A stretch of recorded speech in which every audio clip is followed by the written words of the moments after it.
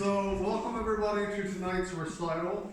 I'm happy to say this is the first recital since the pandemic hit that we are full. Every single performer is in person, which is really exciting. So,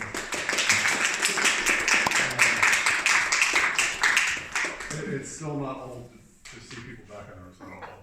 I don't think it'll be old all year long. And it's also great that we have some people joining us, friends, family, and faculty members to see the performance tonight. If you have anybody joining us, what I'll do is in between each number after we applaud, I'll just let people in. There is a waiting room activated, so I'll just check every time somebody's done performing and let more folks in. I think I didn't say it already, but I think I've met most of you before. If not, we've emailed, I'm sure, at some point, and I'm Alex, I'm the branch director. If you ever have any questions or anything, my office is all the way on the other side of the building, but email also works. So just a quick thing, tonight is a recital. Usually for recitals we don't introduce ourselves, but it's a smaller program, so I say just go ahead and introduce yourself. So the first few pieces will have a piano accompanist, and thank you to Ben Hoffman, who is our piano accompanist. And I'm going to start with Joan Rosiak.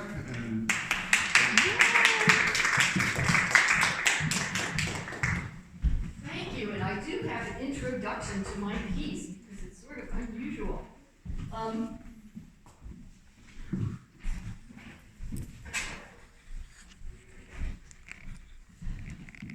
As Alex said, I am Joan Radcliffe Harris Rosiak. You didn't give my whole name, but I'll just say the whole thing.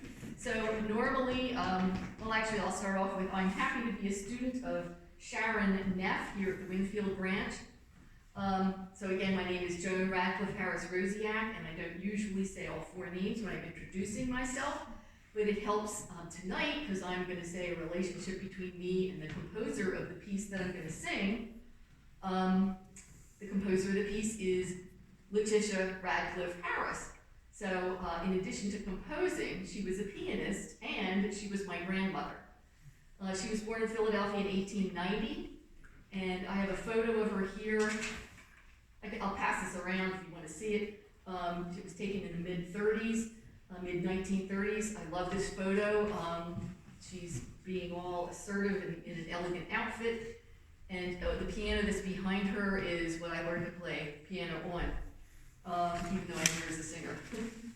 Growing up, I always knew that Letitia had performed in a trio across Europe in her younger years, and I knew that she had performed with the Philadelphia Orchestra under the baton of Leopold Stokowski, and I found out recently that was in 1916, so she was pretty young then, she was just 26.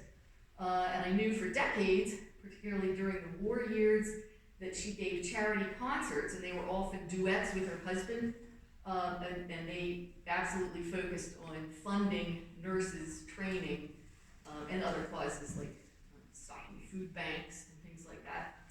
And I also knew that she had written compositions for piano and voice, and that some of them had been published and some of them had been recorded on those giant heavy 78s. So I knew all that. What I recently found out was that she also had a daily 15-minute radio program called, get this, Keys to Happiness, for periods in 1947 and 1948, and that was on WFIL. And I had no idea that so many of her compositions still existed until I got them this year. I have piles of the sheet music that she wrote. Most of it is handwritten, but now I have that all, and from that, I learned that she composed also for string quartets and also for small orchestra. So there's a lot to learn about her music, that I have a lot to learn about her music. Though the great majority of her work was for piano and voice. For lyrics, Letitia used poems written by other people. One composition of hers that I came across, I found it this year, is extra special. The piece is called Autumn, and she credits herself on the score as Letitia Radcliffe, so she was single at the time. The poem, Autumn, was written by an economics professor at the University of Pennsylvania, and he happened to play the piano fairly well himself. Personally, when I read this poem, Autumn, in the score, I thought it was completely unromantic and actually rather dreary. But after all, he was an economics professor, and you know, economics is known as the dismal science. So she set it to music anyway, and she ended up marrying him. He was my grandfather, Walter Carlton Harris. So tonight I will perform Letitia's composition called Honey Chile Jesus. Its story is confirmed in the documents herein. There's a letter that my grandmother wrote, and also the handwritten score of Honey Chile Jesus. Again, I'll pass this around if you want to see it. And they are in the archives of the University of Pennsylvania, and the letter is written rather specially. I was so excited when I found this out. She wrote the letter to Marian Anderson, our very own Philadelphia contralto, Marian Anderson. And Letitia's letter to Marian starts with, quote, "I am enclosing a song which I have written for you, and I hope you will see fit to use it," unquote. So at this point, we just don't know if Marian Anderson sang it or if she recorded it, but someday I hope I find out that she did use it.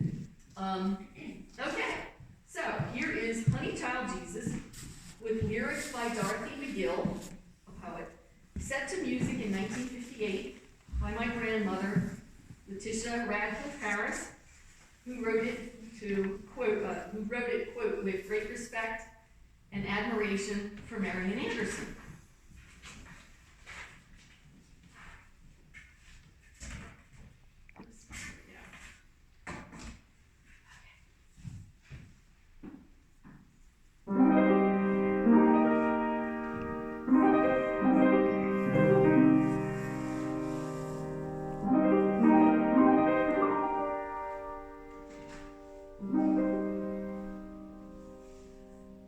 Honey Chile Jesus, I bring you a crown at the feet of your Mary.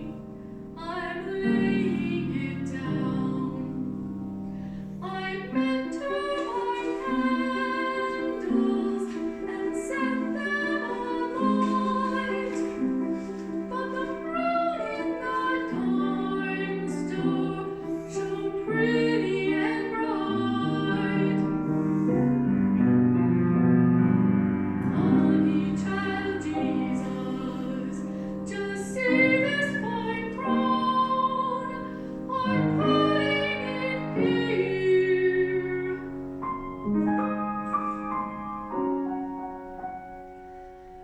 By your mammy's blue gown. Honey Chile Jesus, just see this fine crown. I'm putting it here. By your mammy's blue gown. Honey Chile Jesus, Honey Chile Jesus, I give you my crown.